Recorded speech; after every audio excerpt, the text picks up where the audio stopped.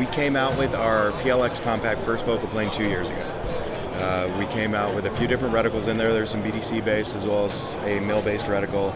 And we released a new color variant, the peanut butter pickle or the FDE one. Everybody went absolutely gangbusters over it, and it's been basically unobtainium since its launch. People try to steal the one that's here. Oh, and it happens all the time. You see people pulling wrenches out of their pockets. It's a fantastic scope, like super wide field of view. The bezel pretty much disappears. The glass is, second to none. It is our flagship optic. The biggest kind of critique we had about it was they wanted brighter illumination. So we were able to put our fiber wire illumination, or our Nova reticle, into the PLX compact. A couple of things happened when we did that. First of all, it turned the PLX compact into a true red dot bright optic. So it is just as bright, if not brighter, than the majority of the traditional red dots that are out there on people's guns. Second thing is, it turned it into a second focal plane.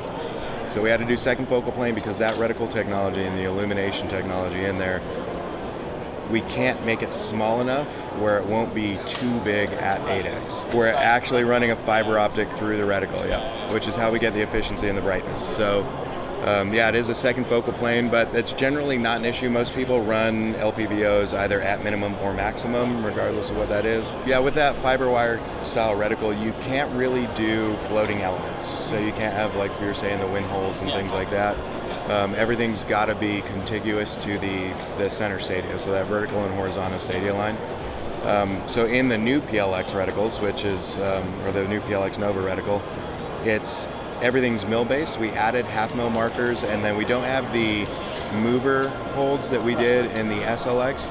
Those are now mill-based holds. So you still have wind references, but you are going to be holding out in open space like you would on a traditional milling style reticle. Does it have the same auto ranging down the center line with the different stadia lines that correspond to like chest height? It does. We've still got represents the 18-inch wide target down. You have the 200, 300, 400 yard. Awesome. It's the same price as the it's first focal plane cousin. Yep. We're looking right around that $1,500 price point at retail. And availability? Q2 this year. Okay, it's coming out soon. Awesome. Yep. Yeah, Q2 is going to be big. There's a lot of stuff coming. This was actually the first time I've looked through the PLXc, just in general. Oh, really? And I get why people like it. It's incredible. It's super clear. Yep. Even in the first focal plane, with the way that reticle's designed, the illumination in there is great. So we've got 3 different tiers of illumination almost, and it's common throughout the industry. So we have what we call daylight visible. So you can tell that it is a color. So it's either red or green when you're outside normal daylight conditions. We have daylight bright, which you have you can tell what color it is, but now we can see that it's illuminated, so we have that additional contrast. That's things like our microprisms. And now we have red dot bright. So red dot bright is like the Nova reticles in the 1-6, the PLX.